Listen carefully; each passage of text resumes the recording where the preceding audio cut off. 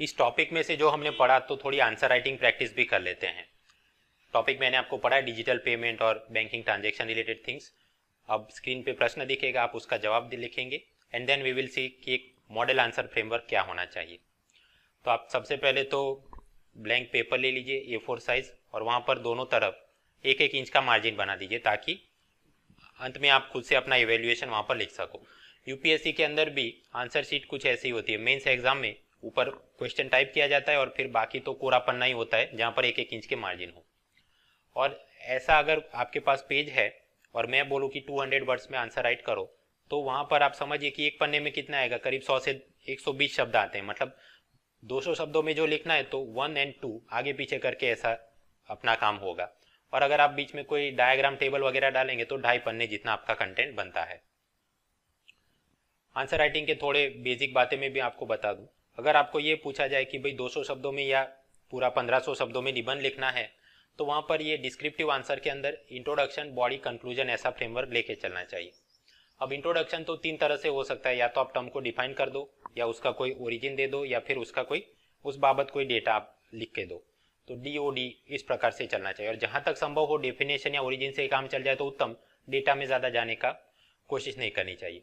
Then body के अंदर आप जो भी लिखें तो वहाँ पर ये स्लैंग, मोबाइल टाइप की लैंग्वेज, एब्रीविएशन, जो लेटर से आपने लिखा कि भाई UPI, तो पहली बार जब लिखो तो यूनिफाइड पेमेंट इंटरफेस ऐसा फुल फॉर्म में लिखना है। फिर जितनी बार वाक्य में प्रयोग हो तो UPI चलेगा। मतलब एक बार तो एब्रीविएशन को फुल करके लिखना चाहिए और जिसका ऑफिशियली रिकॉग्नाइज एब्रीविएशन नहीं वो नहीं करना चाहिए। एट तो उसका एट सिंबल, राइट। उसी प्रकार सब्जेक्ट वर्ब एक वचन तो उसके साथ इज आर क्या आएगा, सब्जेक्ट वर्ब अग्रीमेंट का ध्यान रखना चाहिए। पान की दुकान टाइप के एक्सट्रीम एक्सप्रेशन भी यूज नहीं करने चाहिए कि इन India the this thing is completely rubbish, this is completely useless, इस प्रकार के वाक्यों से बचना चाहिए।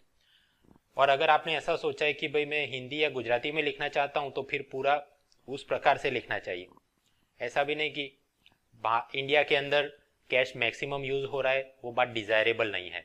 ये तो आप जो बोल रहे हैं ऐसा लिख रहे हैं, नहीं हिंदी में जब लिखें तो फिर क्या लिखना पड़ेगा कि भारत के अंदर नकदी का ज़्यादा प्रयोग होता है, ये बात इच्छनीय नहीं है या फिर कि ये बात अच्छी नहीं है। तो जहां तक हो सके इस प्रकार के चेस्ट शुद्ध शब्दों का प्रयोग करें। एंड अंत में कंक्लूजन, तो कंक्लूजन अगर आपको ऐसा पूछा जाए एग्जामाइन, एक्सेस, एनालाइज ऐसा कोई चीज़ हो तो फाइंडिंग प्रकार का कंक्लूजन होना चाहिए। और अगर आपको ऐसा बोला जाए कि डिस्कस, डिस्क्राइब, एल्यूसिड, नरेट तो समरी टाइप का होना चाहिए। इन दोनों में क्या अंतर है आज अब जब जवाब लिखेंगे उसके बाद मैं आपको बताऊंगा। ये इंट्रोडक्शन, बॉडी, कंक्लूजन और वहां पर डिफाइन, ओरिजिन, डेटा वगैरह ये सभी सिद्धांतों को लागू कब करना चाहिए, अगर 200 शब्दों में या 1500 शब्दों में आपने कोई जवाब लिखना है। फिर अगर 100 शब्दों में ही कुछ पूछा गया तो ऐसा सब सोच के लिखने बैठे तो वो अपना जवाब खत्म ही नहीं होगा या और बहुत देर लग जाएगी। तो मतलब 100 वर्ड्स में तो जो भी आए वो लिख के काम खत्म करो। इसके अलावा भी और भी सारे नियम सिद्धांत हैं। तो मेंस 2016 के लिए जो मैंने रिवीजन सीरीज चलाई थी, ज़्यादातर थियरी टाइप के ही टॉपिक थे और हर एक टॉपिक के साथ आंसर राइटिंग भी था। तो पूरी सीरीज आप एक बार देख लेना।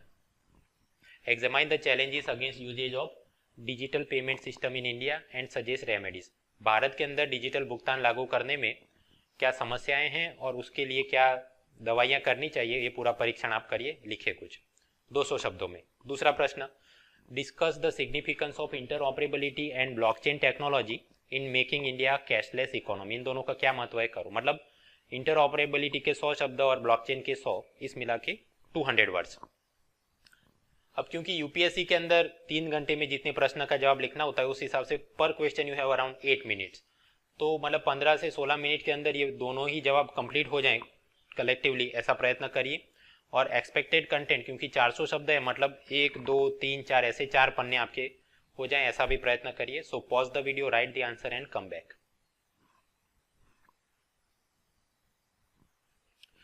Welcome back friends, I hope आपने जवाब लिखे होंगे। सबसे पहला प्रश्न देखते हैं, challenge and remedy for digital payment adoption. As such मैं जिन जिन संस्थाओं में पढ़ाता हूँ वहाँ पर भी मैंने विद्यार्थियों को ये काम दिया था कि जवाब लिखिए। ओवरऑल हमें क्या गलतियाँ देखने को मिलती हैं। Introduction, body, conclusion. तो इंट्रोडक्शन के अंदर ज़्यादा वो प्रस्तावना करने में कि भाई भारत के अंदर ये डीमोनेटाइजेशन किया गया, उसके चलते फिर डिजिटल पेमेंट लागू करना है, तो डीमोनेटाइजेशन की लंबी चौड़ी प्रस्तावना करते हैं। या फिर कि कैश पेमेंट करने से इकोनॉमी को क्या नुकसान होता है उसकी लंबी चौड़ी प्रस्तावना करके जस्टिफाई किया जाता है कि डिजिटल पेमेंट क्यों जरूरी है। देखिए अपना प्रश्न क्या है कि डिजिटल पेमेंट लागू कैसे करना है और उसमें क्या समस्या और समाधान। तो बैकएंड में ये एंटी कैश आर्ग्यूमेंट आप देने बैठे या डिमोनेटाइजेशन का लंबा कुछ कच्चा चिट्ठा दिया तो इंट्रोडक्शन आपका बड़ा हो जाएगा और फिर असल में जो जवाब लिखना था उसके लिए आपके पास स्पेस और टाइम कम बचेगा। क्योंकि मित्रों ये नई मेंस आंसर शीट ऐसी होती है कि वहां पर प्रश्न प्रिंट किया है, फिर आपके कुछ पन्ने में जवाब लिखना है, फिर नया प्रश्न होगा, तो ज्यादा बोल बच्चन आप करने गए तो टाइम भी बिगड़ेगा और स्पेस भी बचेगी नहीं, तो ध्यान रखना है। दूसरा, स्ट्रक्चर के अंदर फिर कुछ लोग करेंगे कि चैलेंज की बात करेंगे, बट चैलेंज के अंदर वो प्रॉपर सोच के सीक्वेंस में नहीं लिखते, जो मन में आ गया पहले लिख दिया कि भारत में क्योंकि अवेयरनेस नहीं है तो लॉटरी करनी चाहिए, फिर उनको याद आएगा कि सरकार ने रोल मॉडल बनना चाहिए, फिर वापस कुछ याद आएगा कि अच्छा लॉटरी के अलावा टैक्स के अंदर भी ये प्रावधान होने चाहिए, ताकि सीक्वेंसिंग बराबर से नहीं, वो सोच के करना चाहिए कि पहले कोई जनरल बात हो, फिर टेक्निकल बात हो, फिर कोई स्पेसिफिक बात आए एंड सो ऑन। और फिर स्ट्रक्चर में कि सपोज आप ऐसा करोगे कि पहले पैराग्राफ के अंदर आप लिखोगे कि क्या समस्याएं हैं और फिर दूसरे पैराग्राफ में लिखोगे आपके रेमेडीज क्या हैं, तो क्या होगा, रेपिटेशन ऑफ वर्ड्स। आप पहले पैराग्राफ में लेटर से आपने लिख दिया कि एटीएम कम है और फिर दूसरी बातें करी, फिर दूसरे पैराग्राफ में आए फिर आपने समाधान बताया कि क्योंकि भारत के अंदर एटीएम कम है तो उसके ऊपर एक्साइज ड्यूटी कम होनी चाहिए, लाइक दैट। तो ये क्या हो रहा है, रेपिटेशन ऑफ कीवर्ड्स, जिसके चलते आप एक ही बात जो 200 शब्दों में खत्म करनी है उसके 300-400 शब्द आपके हो जाएंगे, समय बर्बाद होगा और फिर भी एग्जामिनर को तो ये लगेगा कि इसने बराबर जवाब लिखा नहीं है। I also saw that some people वो द हिंदू कुछ ज्यादा ही चाव से पढ़ते हैं, तो वो रेमेडीज भी दिखाएंगे बट वो नेगेटिव टाइप का ही उनका आउटलुक होगा कि ये सब तो भारत में होने वाला है नहीं, और क्योंकि ये अलग देश के अंदर ऐसा दूसरे किसी देश में लागू किया गया और ये गड़बड़ हुआ तो यहाँ पर हो सकता है। देखिए इतना लंबा चौड़ा पीएचडी थीसिस भी नहीं करना है, विद इन द फ्रेमवर्क हमने जवाब लिखना है तो जल्दी से आपने खत्म करना चाहिए। एंड लास्टली कंक्लूजन, तो मैंने ये भी पाया कि ज्यादातर विद्यार्थी within the time limit they were unable to complete the answer की कंक्लूजन तक आके कुछ लिख सके। अब आप समझिए मित्रों कि rather than going into similar mistakes हमने क्या करना चाहिए, इंट्रोडक्शन बराबर कर दिया, 4 लाइनों में खत्म करो, फिर फर्स्ट पैराग्राफ में मैं चैलेंज लिखूं और सेकंड पैराग्राफ में मैं रेमेडी लिखूं, ऐसा नहीं, पैराग्राफ की यहाँ पर कोई आवश्यकता है ही नहीं। आप सीधा मतलब बुलेट पॉइंट इस प्रकार से चल सकते हो कि पहले इंट्रोड्यूस कर दिया, फिर कि ये क्या चैलेंज है, तो नंबर 1 की ATM and POS issues underline करो, डबल कॉलन, और फिर जो समस्या है वो भी लिख दो और उसका समाधान भी उसके अंदर लिख दो। देन सेकंड जो भी प्रॉब्लम है उसका समस्या समाधान, नंबर 3 समस्या समाधान, like that you can go. Paragraphing करने की यहाँ पर कोई आवश्यकता है नहीं, 2 पैराग्राफ में चैलेंज रेमेडी अलग अलग बताने की भी कोई आवश्यकता नहीं। आई ऑल्सो फाउंड दैट जो लोग प्रयत्न करते हैं कि हम हिंदी या गुजराती या वर्नाक्यूलर लैंग्वेज में हमने आंसर लिखना है, but they use too many English words. मैंने जो बताया इंडिया के अंदर कैश बहुत यूज होता है, मैक्सिमम यूज होता है, वो डिजायरेबल बात नहीं है, ऐसा नहीं। भारत के अंदर नकदी का उपयोग अधिकतम हो रहा है जो इच्छनीय चीज नहीं है, ऐसा करके लिखना चाहिए। ऑफकोर्स एकदम कोई शुद्ध हिंदी भी नहीं हो सकता, बट जहां तक हो सके प्रयत्न करना चाहिए। और ये आप कैसे कर सकते हैं, योजना, इकोनॉमिक सर्वे, ये सब आप हिंदी में पढ़िए और वर्नाक्यूलर लैंग्वेज में आप टेक्स्ट बुक पढ़ो 11-12 की, तो अपने आप आपको शब्द मिल जाएंगे। उसी प्रकार गुजराती मराठी में भी स्टेट बोर्ड की आप किताबें देख सकते हो।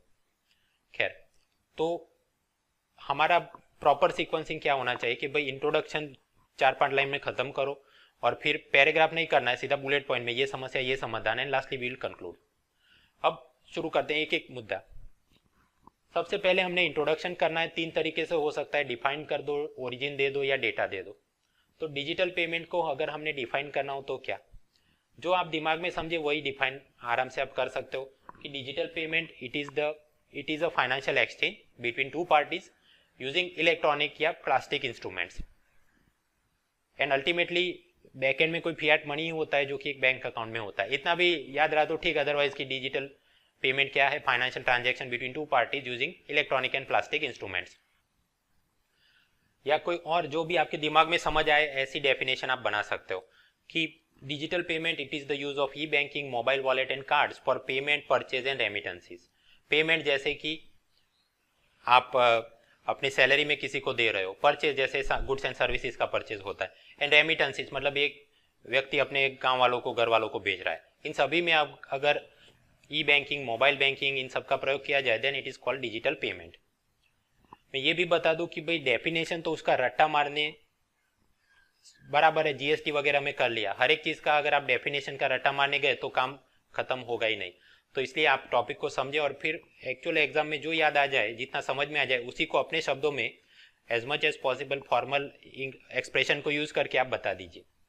अदरवाइज हर एक का परफेक्ट डेफिनेशन अगर वहां पर सोचने को बैठे तो समय बचेगा नहीं। आप समझिए, मीन्स के अंदर एकदम उत्तम जवाब लिखना ही नहीं है, दूसरे लोग घटिया जवाब लिखते हैं, आपने कम घटिया जवाब लिखना है, इतना ही अपना प्रयोग है ना। तो व्याख्या जितना समझ में आए अपने शब्दों में समझा दीजिए परीक्षक को। तो डिजिटल पेमेंट का इंट्रोडक्शन एक तो इस प्रकार से व्याख्यायित किया जा सकता है, डिफाइन कर सकते हैं, या दूसरा ओरिजिन दे सकते हो। ओरिजिन मतलब डिजिटल पेमेंट का मुद्दा चर्चा में क्यों आया, एडॉप्शन ऑफ डिजिटल पेमेंट, उसमें समस्या है, समाधान करना है, ये पूरा चर्चा में क्यों आया, क्योंकि सरकार ने नोटबंदी कर दी। अदरवाइज तो 2007 से कानून तो बना है, 2013 में आरबीआई ने सब बैंकों को बोला था कि चिप टाइप का आप ईएमवी टाइप का क्रेडिट कार्ड वगैरह इशू करे, तो तब तो कोई बोल नहीं रहा था, आज की तारीख में क्यों आए, है ना। So what is the origin, demonetisation, नोटबंदी, विमुद्रीकरण इज द ओरिजिन।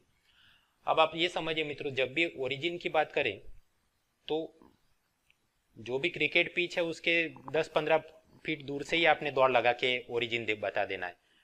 स्टेडियम के बाहर से दौड़ के नहीं आना है कि भारत में demonetisation was done first time in 1946, उसके बाद सेकंड और तीसरा, अब ये तीसरी बार हुआ इस कारण से ये चर्चा में है। नो, ये स्टेडियम के बाहर से आप दौड़ लगा रहे हैं, एकदम करीब से दौड़ लगाओ।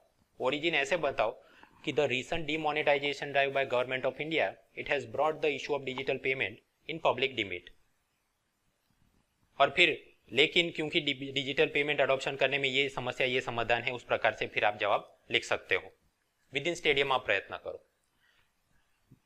तीसरा तरीका, इंट्रोडक्शन हम कैसे बना सकते हैं, डिजिटल पेमेंट को डिफाइन करके बता दिया, या फिर कि इस प्रकार से आपने कोई ओरिजिन दे दिया, या फिर कि आपको ऐसी इच्छा कि मैं डेटा दे के शुरुआत करूं, तो वो भी कर सकते हैं। जब डेटा दे के शुरुआत करेंगे तो सीक्वेंस कैसे बनेगा, सबसे पहले आपको डेटा ये देना पड़ेगा कि भारत कितना कैश डिपेंडेंट है, या फिर कि कितना डिजिटली लेस हमारे यहाँ काम हो रहा है, और क्योंकि कैश पेमेंट से क्या क्या नुकसान होते हैं, देयरफॉर डिजिटल पेमेंट अडॉप्ट करना चाहिए, लेकिन वहां पर ये चैलेंज और ये रेमेडी की आवश्यकता है। उस प्रकार से आप आगे बढ़ो। तो कुछ डेटा जोड़ते हैं। इकोनॉमिक सर्वे 2016-17, देखिए लिखने में ध्यान रखना, मैंने आपको बोला था कि 2017 नहीं, वो क्या होता है 2016-17। So economic survey 2016-17, it noted that India cash to GDP ratio is among the highest in the world. कितना है, 12%। उसी प्रकार भारत में करीब करीब 78% of the consumer payments are done in cash payment, and demonetisation से पहले भारत के अंदर ये 500 और 1000 के note they constituted 86% of the currency in circulation. यहाँ पर भी मित्रों ध्यान रखो, डीमोनेटाइजेशन तो जब हिंदी में लिखो तो नोटबंदी नहीं, विमुद्रीकरण ऐसा शुद्ध हिंदी में लिखना है। खैर इतना हम लोगों ने डेटा दे दिया। अब आप जस्टिफाई कर सकते हो कि डिजिटल क्यों करना है, because such heavy reliance on currency it makes our economy vulnerable to क्या क्या, corruption, tax evasion, fake currency and other maladies. बस अदर मेलेडी पर्याप्त है, फिर यहाँ पूरा हर एक चीज का चौखट की आवश्यकता नहीं है कि करेंसी प्रिंट करने के लिए 27 बिलियन रुपीज लगते हैं, या फिर कि एटीएम तक पहुंचाए तो सिक्योरिटी गार्ड का खर्चा होता है वगैरह वगैरह, अदर मेलेडीज। क्योंकि ऐसा बोल बच्चन करने गए तो असल जवाब लिखने के लिए time and space will be less.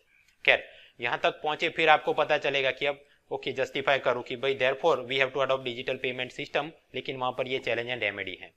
अब इतना करने पर आपको पता चलेगा कि बेफिजूल एक तो इतना सारा नंबर्स मुझे याद रखना पड़ता है, और फिर भी अंत में तो again I have to justify कि डिजिटल पेमेंट चाहिए तो उसका ओरिजिन या डिफाइन तो करना ही पड़ेगा। सो बेटर कि ओरिजिन या डिफाइन ही देते तो 4 लाइन में अपना इंट्रोडक्शन हो जाता और बॉडी से काम शुरू कर दे।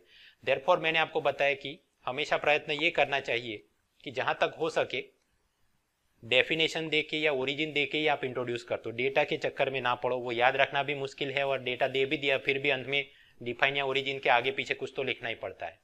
देन बॉडी, अब बॉडी में मैंने आपको बताया कि पैराग्राफिंग करना नहीं है, बुलेटिंग से ही काम हो जाएगा, लेकिन यहाँ पर sequencing of the topic is important. Digital payment Bharat को अडॉप्ट करना है तो बहुत समस्या है, लेकिन जब भी आप इनका वर्णन करें so first you start with broad topics, ठीक है, फिर धीरे धीरे करके टेक्निकल और स्पेसिफिक टॉपिक पे आओ, और फिर वापस आप ब्रॉड टॉपिक पे जाओ, और अंत में उसके साथ कंक्लूजन को जोड़ दो। तो मतलब ब्रॉड टॉपिक्स क्या है, डिजिटल पेमेंट भारत में नहीं, सबसे बड़ा ब्रॉड टॉपिक की डिजिटल डिवाइड की समस्या है, सरकार खुद रोल मॉडल नहीं है, रेगुलेटरी स्ट्रक्चर के कुछ इशू है, so these are broad topics. Then you come to specific things like ATM machine के ऊपर जो ड्यूटी लगती है, पीओएस के अंदर जो एमडीआर लगता है, केवाईसी की समस्या. These are technical specific topics.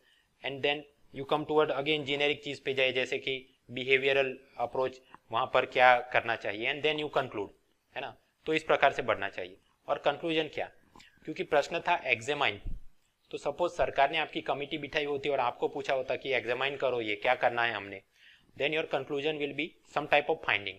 तो फाइंडिंग क्या होती, सर्वे वाली ही फाइंडिंग होती. जब आप एग्जामाइन करते कि भाई डिजिटल डिवाइड की समस्या है और वहां पर ये नेशनल ऑप्टिकल फाइबर नेटवर्क वगैरह किया, लेकिन फिर भी काम भी बढ़िया नहीं हो पाया, या फिर कि जनता के अंदर बिहेवियर कुछ 40-50 की उम्र के लोग, तो उनको वो बदलाव कर ही नहीं सकते अपने आप में कि स्मार्टफोन और बीम से मैं कुछ करूं. सो देयरफॉर आपका फिर फाइंडिंग क्या होता है, जो ऑरेंज ऑरेंज देख के फाइंडिंग ये होता है कि therefore digital payment itself is not a Panacea, लेकिन उसको प्रमोट तो हमने करना है. अब उसमें हम कितना सक्सेड होंगे, इट डिपेंड्स कि हम ये ऊपर वाली जितनी समस्या है उसको कितना हल कर सकते हैं. So that will be the finding. उसके विपरीत अगर आपको ऐसा कुछ पूछा जाता कि discuss the significance of digital payment या फिर डिस्कस उसके प्रॉब्लम वगैरह, तो समरी टाइप का जो ऊपर बोल बच्चन था वही वापस लिख देना था. Thus digital payment is very important for Indian economy, या ऐसा ऐसा करने के लिए, लेकिन उसमें ये समस्या और ये समाधान. ठीक है. इन रियल लाइफ एग्जामाइन में अलग जवाब में लिखो, डिस्कस में अलग जवाब लिखो, इतना समय और अपने पास मुद्दे होते ही नहीं, तो जितना हो सके उसी में आगे पीछे करके लिखना है. लेकिन जहां तक संभव हो, क्योंकि सर्वे में से हमको मिल गया था अच्छा वाला फाइंडिंग, तो हम यूज कर रहे हैं. ओके, सो इंट्रोडक्शन हमने कर दिया, डिफाइन भी कर सकते थे, ओरिजिन भी दे सकते थे, डेटा भी दे दिया, तीनों प्रकार से सही है. अब उसके बाद आप एक आध लाइन में कुछ लिख दो कि भाई in India the usages of digital payment method is far less than the economies of similar size and profile. क्योंकि ऐसा करके, मतलब बुलेट में आप लिखोगे ये चैलेंज उसकी ये दवा ऐसा करके. या फिर आप एक लाइन में ऐसा भी लिख सकते थे कि the recently publish reports of Chandrababu Naidu committee and Ratan Wattal committee they observe that, ऐसा करके बुलेट में 1 2 3 4 करके लिख दो, वो भी सही है. और फिर शुरू हो जाओ बुलेटिंग में. अब यहां पर भी आप ज्यादा मंथन करेंगे तो ऐसा 6 मुद्दे मैंने आपको पढ़ाए कि क्या क्या समस्याएं हैं और क्या समाधान. लेकिन ये 6 के ऊपर भी overall there are only 3 issues. पहला इशू क्या है, it is related to governance and infrastructure issues, कि भारत के अंदर डिजिटल डिवाइड है ना. तो वहां पर 2-3 लाइन आप लिख सकते हैं कि as such Indian government of India tried for this digital India mission national optical fibre network, but more needs to be done, अभी और काम करने की अपेक्षा है. सेकंड, सरकार खुद ही एक रोल मॉडल नहीं है. और फिर वहां पर आप बताइए कि रतन वत्तल कमिटी ऑब्जर्व दैट, ऐसा करके कि कैसे टैक्सेशन टेंडरिंग वगैरह के अंदर इशू हैं. ऐसा मित्रों, जब सरकार को अगर क्रिटिसाइज करना पड़े तो जहां तक संभव हो किसी और के माथे पर डाल देना चाहिए कि ये हमारा क्रिटिसिज्म नहीं, ये तो रतन वत्तल कमेटी. और वहां पर भी अगर साल याद हो तो और उत्तम है, 2016 ऑब्जर्व दैट करके लिख दो. द हिंदू ने बोला ऐसा भी लिखना नहीं चाहिए, मतलब कोई कमिटी होना चाहिए, कोई रिपोर्ट होना चाहिए. एंड थर्ड, रेगुलेटरी स्ट्रक्चर, वहां पर जो इशू हमने देखे स्कैम वगैरह के अनुसंधान में. एक और बात मित्तू, कि आप इतना लिख के आए तब तक अब आपको पता है कि भाई रेगुलेटरी स्ट्रक्चर में सुधार करने के लिए सरकार ने तो बजट में अनाउंस किया है कि नया एक पेमेंट रेगुलेशन बोर्ड पीआरबी कुछ लेके आएंगे. तो ऐसा अगर कोई उपाय किया भी गया तो यू कैन मेंशन, उसमें कोई दिक्कत नहीं कि भाई रेगुलेटरी स्ट्रक्चर में कुछ खामियां हैं, बट द बजट 2017 वहां पर जो अनाउंसमेंट किया गया regarding PRB, it is a decision in the right direction, एक सही कदम उठाया गया है. आप समझिए मित्रों, प्रश्न क्या है, एग्जामाइन. तो एग्जामाइन करोगे तो जो दवा की गई वो भी अगर नजर में आ गई तो लिखने में कोई गलती नहीं है. ऐसा नहीं कि बस द हिंदू के कॉलमनिस्ट बन के केवल क्रिटिसाइज ही करना है. खैर, तो बॉडी के अंदर एज सच हमारे पास 6 मुद्दे थे, जिसके अंदर मैंने बताया कि ओवरऑल देयर आर 3 थिंग्स. पहला तो हमने देख लिया गवर्नेंस इंफ्रास्ट्रक्चर और उसके 3 मुद्दे देख लिए. दूसरा क्या है, टेक्निकल एंड प्रोसीजरल इशू, जहां पर कि ये एटीएम और पीओएस टर्मिनल का क्यों एमडीआर केवाईसी के चलते पेनिट्रेशन कम हो रहा है. देन इंटरऑपरेबिलिटी इशू, वो भी एक प्रकार से स्पेसिफिक टेक्निकल मुद्दा है कि एक वॉलेट से दूसरे वॉलेट में पैसा नहीं डाल सकते. अब यहाँ पर भी इंटरऑपरेबिलिटी के 3 आयाम इतना लंबा चौड़ा याद भी रखने का नहीं है और वहां पर लिख भी नहीं पाओगे क्योंकि because of space and time constraint. बस इतना ही लिखना है कि भाई because of interoperability issues this payment service provider they operate like islands, और कस्टमर को अपने मनी की मैक्सिमम वैल्यू नहीं मिलती, therefore he prefers to operate in cash. लेकिन इनको एड्रेस करना के लिए ये करना चाहिए. तो अगेन आप देखिए कैसे स्पेसिफिक मुद्दे हम जा रहे हैं. पहले जनरल बात कर ली डिजिटल डिवाइड वगैरह, now we are moving towards technical and procedural things. और अंत में तीसरा बड़ा मुद्दा क्या है, बिहेवियरल इश्यूज। तो यहाँ पर अवेयरनेस, कैरेक्टरिस्टिक अप्रोच, जो थोड़ा थोड़ा आप लिख सकते हैं। So like that overall there are 6 challenges, but supra level पे हम देखें तो 3 major issues, governance, infrastructure, technical, procedural and behavioural things. तो थोड़ी थोड़ी बातें कर दी, उत्तम जवाब अपना हो गया। इंट्रोडक्शन कर दिया, बॉडी में भी लिख दिया। अब क्योंकि प्रश्न था एग्जामाइन प्रॉब्लम रेमेडीज, तो मतलब कंक्लूजन फाइंडिंग प्रकार का होना चाहिए। तो खुद से ही लिख सकते हो या ऐसा भी मेंशन कर सकते हो कि as economic survey 2016-17 observed, comma, कि digital payment is not a panacea nor cash is evil by itself, right, both are necessary for a country of our size and diversity. गरीब लोग भी हैं, डिजिटल डिवाइड भी है, तो cash भी मांगता है, लेकिन जो ये कैश के ऊपर एक्सेसिव रिलायंस है उसको तो हमने काबू में करने की आवश्यकता है। सो इन दैट कंटेक्स्ट ये डिजिटल पेमेंट सिस्टम, उसका लार्ज स्केल अडॉप्शन वो कितना हो पाएगा, इट डिपेंड्स कि हम लोग ये digital divide, regulatory structure, hidden charges वगैरह इश्यूज को कितना इफेक्टिवली एड्रेस कर पाते हैं। यहाँ पर भी मित्रों सारे कीवर्ड्स वापस लिखने की जरूरत नहीं है कि KYC, comma MDR, comma this that, 2-4 बड़े मुद्दे लिख दिए तो काम हो गया। तो इस प्रकार से कंक्लूजन। तो हमारा पहला प्रश्न खत्म हो गया, चैलेंज रेमेडी। अभी दूसरे प्रश्न पे आते हैं। Discuss the significance of interoperability and blockchain technology for making India cashless economy. Interoperability मैंने आज पढ़ा, ब्लॉकचेन पिछले वाले लेक्चर में पढ़ाया था, वो वीडियो देख लेना, ठीक है। अब क्योंकि 100 शब्दों में दोनों चीज लिख के कंबाइन 200 वर्ड्स करने हैं, तो यहाँ पर ये इंट्रोडक्शन, बॉडी, कंक्लूजन, और कंक्लूजन कोई तार्किक और सातत्यपूर्ण और गहन प्रकार का होना चाहिए। ऑल दोज थिंग्स आर, वो सब करने का तो टाइम बचेगा ही नहीं, तो जो हाथ में आया वो लिख के आगे बढ़ना है। करते हैं। सबसे पहले मतलब 100 शब्दों में इंटरऑपरेबिलिटी लिख देना है। तो स्ट्रक्चर क्या हो सकता है, उसके कुछ व्याख्यायित करिए, और वो कैसे मदद करता है, और वो अगर नहीं होगा तो उससे क्या नुकसान होंगे, and therefore it is important for making India cashless economy, ऐसा कंक्लूजन बनाते हैं। इंटरऑपरेबिलिटी का डेफिनेशन क्या होगा, it is the ability of customer to transact across various independent payment platforms. फिर याद आए तो आप एक्सपांड कर सकते हो कि कमर्शियली या टेक्निकली।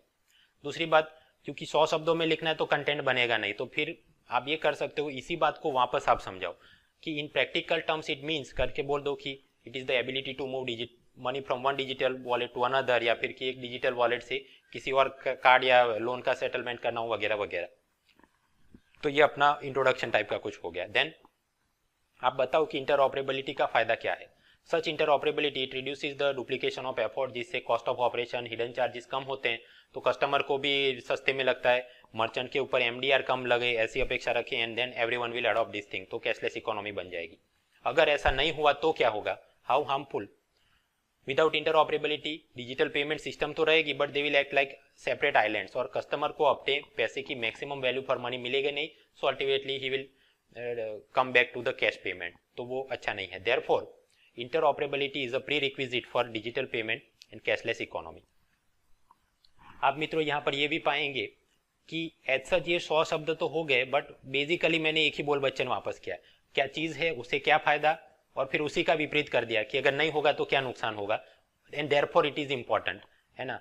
तो मैं ये, मेरे पास तो पूरा समय था, मैं तो आधा घंटा लिख के ये और रिफाइन करके आपको समझा सकता था, लेकिन रियल लाइफ परीक्षा में क्या होगा, 6 महीने बाद इतने मुद्दे होंगे भी नहीं, तो जो थोड़े मुद्दे हैं उसी को एक्सपांड करके कैसे पन्ना भरा जाए, that is also an art. तो वो कल्टिवेट करने के लिए आप ये एक मॉडल देखिए और इस हिसाब से प्रयत्न करते रहिए। उसी प्रकार अपना दूसरा प्रश्न, ब्लॉकचेन टेक्नोलॉजी। अब यहाँ पर फ्रेमवर्क क्या करें, अभी तो बढ़िया बढ़िया याद होगा, अभी वीडियो देखा है, 6 महीने बाद कितना याद रहेगा, और केवल ये तो एक मुद्दा, ऐसे तो 500 और मुद्दे होंगे, और फिर पॉलिटी और कल्चर सब कुछ जोड़ो तो, राइट। तो खैर अब ब्लॉकचेन उस वक्त लिखना हो तो कैसे बनाएंगे, आप कुछ ऐसा याद रखेगा कि हाँ भाई ब्लॉकचेन मतलब वो बिटकॉइन के अंदर यूज करते थे, तो ओरिजिन ऐसा कुछ बना देते हैं कि blockchain it is the technology behind public ledgers of bitcoin and other cryptocurrencies, तो ये ओरिजिन हो गया।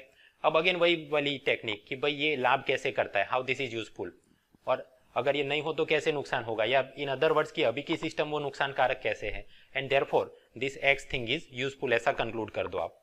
तो करते हैं कि ब्लॉकचेन टेक्नोलॉजी की मदद से हम, हाउ इट इज यूजफुल, कि सारे बैंकिंग एंड फाइनेंशियल ट्रांजैक्शन हम लोग एक डिजिटली डिसेंट्रलाइज्ड डिस्ट्रीब्यूटेड नेटवर्क में मेंटेन कर सकते हैं, या फिर कि एक डिजिटल नेटवर्क में मेंटेन कर सकते हैं, क्योंकि उस वक्त इतने सारे शब्द याद आए वो भी चैलेंज रहेगा।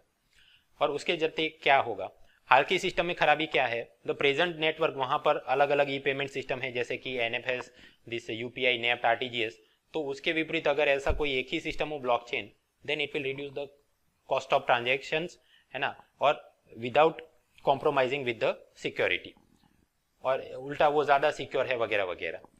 और अगर आपको याद आए तो आप ऐसा भी उदाहरण दे सकते हो कैसे आईसीआईसीआई वालों ने अमीराज बैंक के साथ मिलकर ये दुबई और मिडल ईस्ट में रेमिटेंस के लिए इसको कराया, कैसे यस बैंक वालों ने बजाज इलेक्ट्रिकल के लिए B2B सॉल्यूशन बनाया।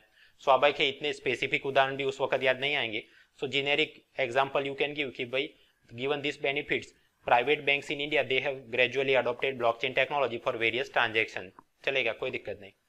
एंड अल्टीमेटली यू कंक्लूड कि भाई कैसे thus blockchain technology it can be used for monitoring and authenticated digital payments at a lower cost without compromising with security, and therefore they will reduce the cost of transaction। अगर अब भी जगह बचे तो आप समझा सकते हो कि कॉस्ट ऑफ ट्रांजेक्शन कम होगा तो कैसे कस्टमर और मर्चेंट कैश के बदले डिजिटल पेमेंट अडॉप्ट करेंगे, and thus it will help in moving towards a cashless economy या लेस कैश इकोनॉमी। ठीक है मित्रों, तो अपनी ये BS 171 मतलब banking, money banking, finance, insurance वाली सीरीज वहाँ तक, अब वहाँ हमने अब तक एवोल्यूशन ऑफ मनी देख लिया, और ज़्यादा फोकस बैंक मनी पर इसलिए किया बिकॉज ऑफ दिस नोटबंदी एंड अदर इश्यूज। तो MCQ पॉइंट ऑफ व्यू से मैंने पिछले लेक्चर में आपको पढ़ा दिया cheque truncation and this RuPay and भीम UPI एवरीथिंग, और इस वाले लेक्चर में हमने एनालिटिकल टाइप चीज़ें देखी फॉर मेंस एंड इंटरव्यू की कैसे रतन वत्तल, नायडू सर्वे वगैरह ने क्या क्या सुझाव दिए और कैसे लागू करेंगे। अब नेक्स्ट एपिसोड में हम मिलेंगे, then we will move towards the traditional area of banking, जैसे कि क्लासिफिकेशन, ये SBI वगैरह का अभी मर्जर करना है, पहले नेशनलाइजेशन हुआ था, NPA की समस्या क्यों है, उससे लड़ने के लिए सर्वे बोलता है एक पारा नाम की नई संस्था बनाओ, मॉनिटरी पॉलिसी कमेटी तो वो इन्फ्लेशन टारगेटिंग कैसे करिए वगैरह वगैरह। Next episode we will C.